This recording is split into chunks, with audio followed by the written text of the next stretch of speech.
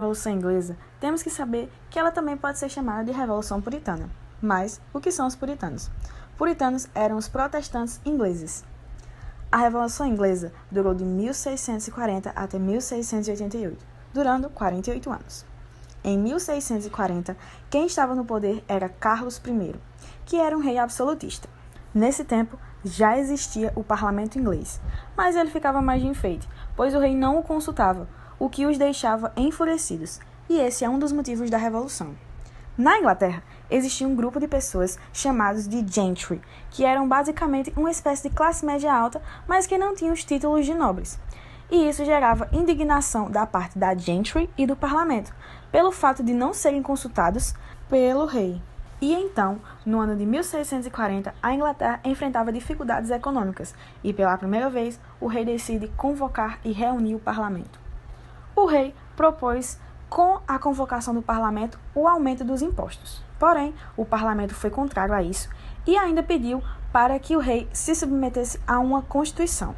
O rei claramente ficou muito furioso. Anos mais tarde, Carlos I resolveu restabelecer um antigo tributo, o ship money. Esse imposto, que antes era cobrado em algumas zonas portuárias e litorâneas, deveria ser cobrado em todo o território inglês. Tal lei desfavorecia a burguesia, que seria obrigada a limitar os seus lucros frente ao tributo real. Depois de todos esses acontecimentos, dá início à Guerra Civil.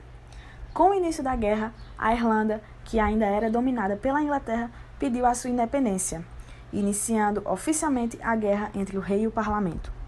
O rei contava com alguns aliados, como a mais alta nobreza e os católicos. Já no outro lado, o parlamento, também conhecido como cabeças redondas, tinham os burgueses e os puritanos. O parlamento quase chegou a perder essa guerra, mas em meio a essa revolução surge um sujeito chamado Oliver Cromwell, que era puritano e chefe militar do parlamento. Oliver colocou as coisas para funcionarem e armou contra-ataques que levaram os puritanos à vitória. Ao ser derrotado, Carlos I foge para a Escócia. Porém, a Escócia aceita dinheiro dos ingleses e devolve Carlos I para a Inglaterra. Ele foi condenado e morto. E assim, a Inglaterra conhecia a República, que tinha como principal líder Oliver Cromwell. Ele, no início, trabalhou junto com o parlamento, mas depois foi se tornando um ditador e reprimindo tudo e todos.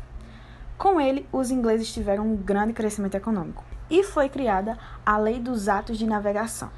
Essa lei dizia que todas as importações que fossem chegar na Inglaterra teriam que vir por meio de navios ingleses, assim valorizando a economia inglesa.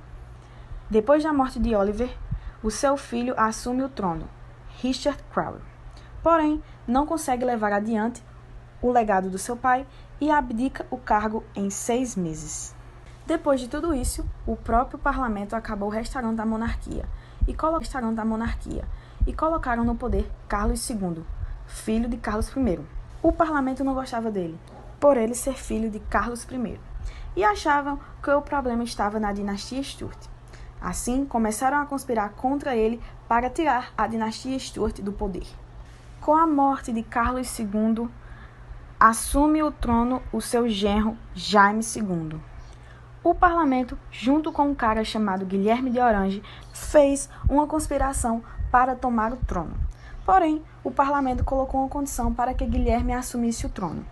Ele tinha que aceitar uma lei chamada Carta dos Direitos, ou Bill of Rights. E essa legislação faz com que o rei seja inferior ao parlamento na Inglaterra.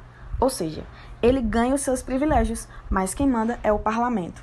Com isso, o parlamento deu vários exércitos para Guilherme.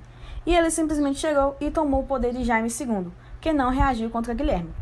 Por conta disso, ninguém morreu, ninguém se feriu, não teve uma nova guerra civil na Inglaterra.